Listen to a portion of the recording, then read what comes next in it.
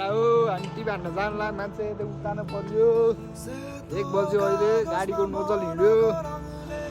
एक टिभी हानेर फेरि फर्किन लागेको खुलित्ते गाडी उल्टो पर्यो नोजल गइहाल्यो न यता जारी न उता जाने यहीँ पल्टिनु पर्यो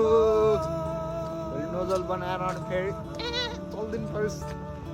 स्याङ्जा माल लिन अब चाहिँ हाम्रो सुत्ने प्रोग्राम भइरहेको छ यहीँ ल्याएर एउटा मिठो मसिनो टक्कला र नोजल गयो त्यसपछिबाट अब हामी आज यहीँको बास हुनेछ भन्दै एक टिप त हानिसक्यो है हामीले फेरि एक टिप त हामीले 12 बजे 11:30 बजीतिर ल्यायो 11:30 बजीतिर ल्याइपुऱ्याएर फेरि यहाँबाट क्रिएट लोड गरेको जान लागेको थियो लगभग 1 घन्टा भयो अहिले हामी यहाँ बसेको क्रिएट पनि गाडीमै छ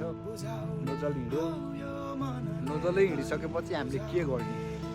अहिले के गर्न सक्दिनँ भोलि बिहान बनाउनुपर्छ अनि मात्र जानुपर्छ भन्ने लागिरहेको छ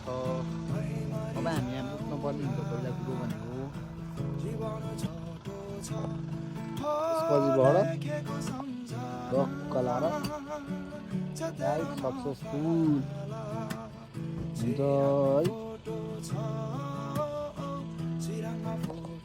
अब हाम्रो यहाँ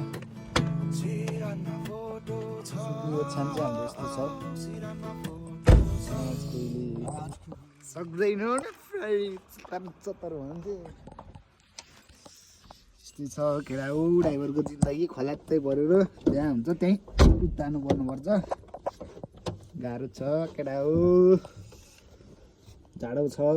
बुढी छैन घरमा घरान छैन यहाँ छैन जाडो के हाल्ने ल यति नै गरौँ अब आजलाई